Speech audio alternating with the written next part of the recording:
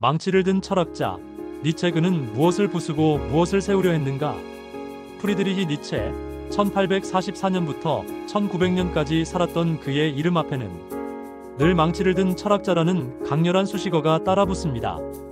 이 비유는 단순히 파괴적이고 공격적인 그의 문체를 묘사하는 것을 넘어섭니다. 이는 서구 사상 2000년의 근간을 뒤흔든 그의 철학적 방법론과 궁극적 목표를 압축적으로 보여주는 상징입니다. 니체 스스로 자신의 저서 우상의 황혼에 혹은 망치로 철학하는 법이라는 부제를 붙였습니다. 이를 통해 이 상징을 공식화했습니다. 그렇다면 니체의 망치는 정확히 무엇을 향했으며 그는 낡은 세계의 파괴를 통해 무엇을 창조하고자 했을까요? 이 영상은 니체가 망치를 들어야만 했던 이유를 탐색합니다. 그 망치가 지닌 다층적 의미를 분석하고 파괴의 잔해 위에서 그가 그리고자 했던 새로운 인간상을 조망할 것입니다. 이를 통해 망치를 든 철학자의 진정한 의미를 심도 있게 알아보고자 합니다. 19세기 후반 유럽은 지적, 문화적 격변의 시기였습니다. 과학의 발전은 종교의 권위를 잠식했고 계몽주의가 약속했던 이성의 왕국은 산업화의 그늘과 사회적 혼란 속에서 그 빛을 잃어가고 있었습니다. 이러한 시대적 배경 속에서 니체는 서구 문명이 깊은 병, 즉 허무주의, 니힐리즘에 잠식되고 있음을 직감했습니다. 허무주의란 최고 가치들이 탈가치화되고 삶의 목적과 의미가 사라지는 상태를 의미합니다.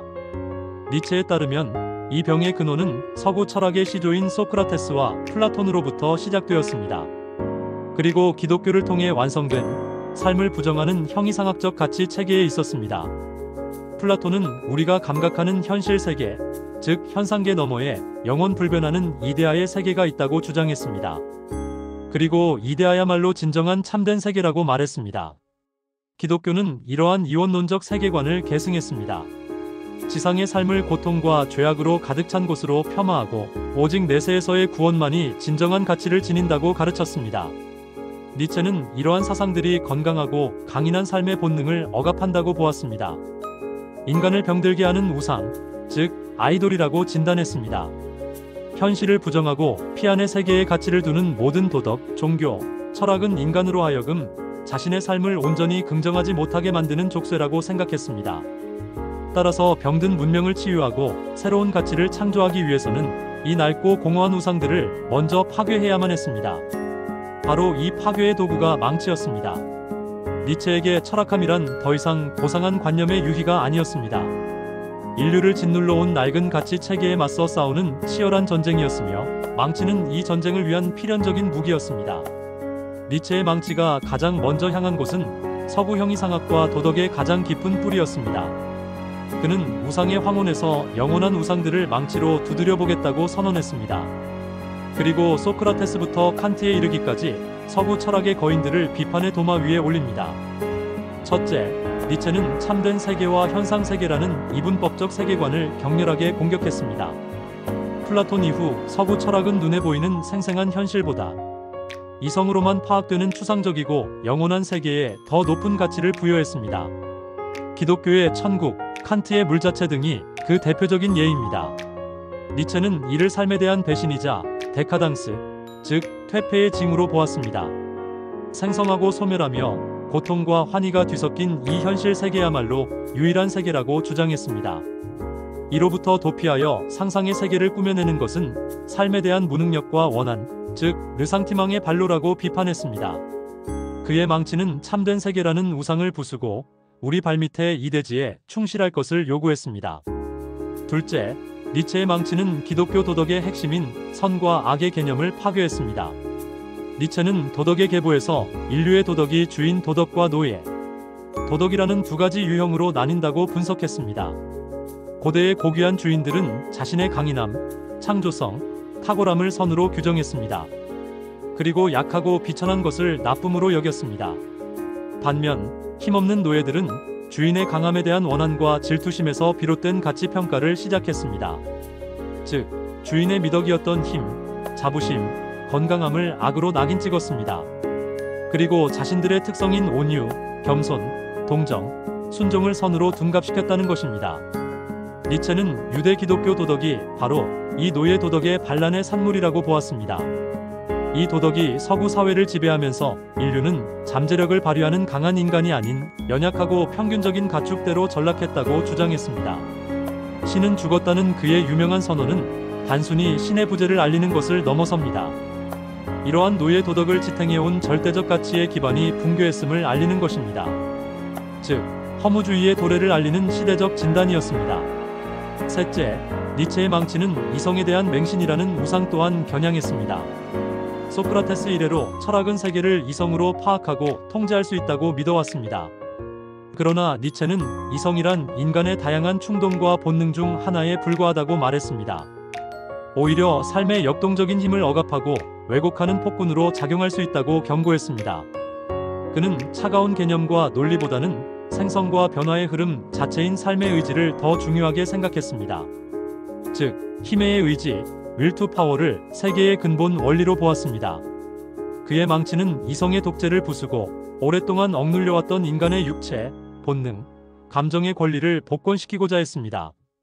니체의 망치가 파괴와 분쇄만을 의미하는 것은 아닙니다. 그는 우상의 황혼 서문에서 망치를 소리굽소에 비유합니다. 이는 망치의 또 다른 중요한 기능, 즉 진단과 평가의 역할을 암시합니다.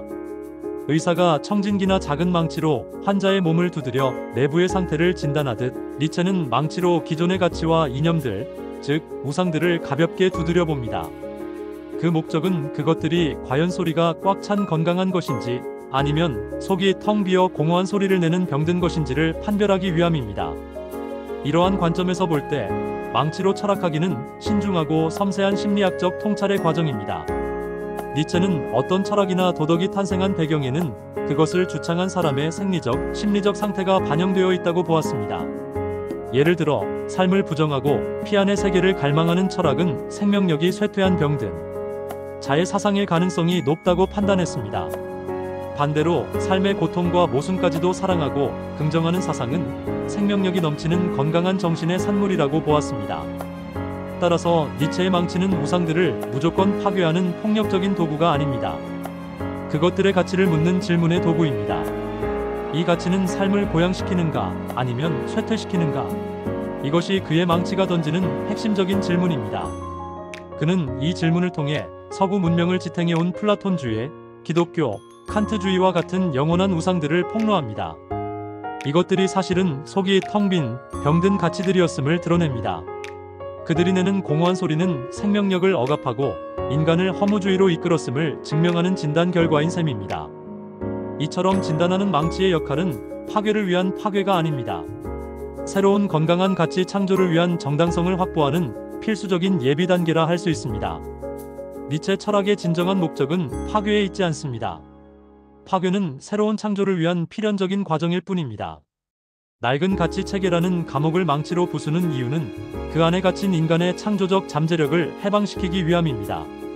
니체는 이러한 파괴와 창조의 과정을 모든 가치의 전환이라고 불렀습니다. 이는 단순히 기존의 가치를 뒤집는 것이 아닙니다. 예를 들어 선을 악으로, 악을 선으로 바꾸는 것이 아닙니다. 가치를 평가하는 기준 자체를 근본적으로 바꾸는 것을 의미합니다. 새로운 가치 평가의 기준은 바로 힘의 의지입니다. 즉, 어떤 사상이나 행위가 인간의 힘의 의지를 고양시키고 삶을 더욱 풍성하고 강하게 만드는 데 기여하는가에 따라 그 가치가 결정됩니다. 이러한 가치 전환을 통해 허무주의를 극복하고 새로운 가치를 스스로 창조해내는 인간, 그가 바로 위버맨쉬, 즉 초인입니다. 위버맨쉬는 신이 죽은 세계에서 더 이상 외부의 권위나 절대적 도덕률에 의지하지 않습니다. 그는 자기 자신의 삶의 주인이 되어 스스로 법칙을 만들고 의미를 부여하는 존재입니다. 그는 삶의 모든 것, 심지어 가장 큰 고통과 시련까지도 필연적인 것으로 받아들입니다. 그리고 그것을 사랑하는 운명에, 즉 아모르 파티의 경지에 이릅니다.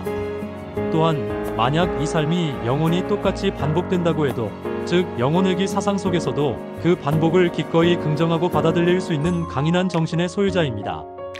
결국 니체의 망치는 낡은 우상을 부수는 파괴의 도구이자 그 속이 비었음을 진단하는 섬세한 도구입니다. 그리고 궁극적으로는 새로운 인간인 위버맨쉬를 조각하기 위한 창조의 도구인 셈입니다.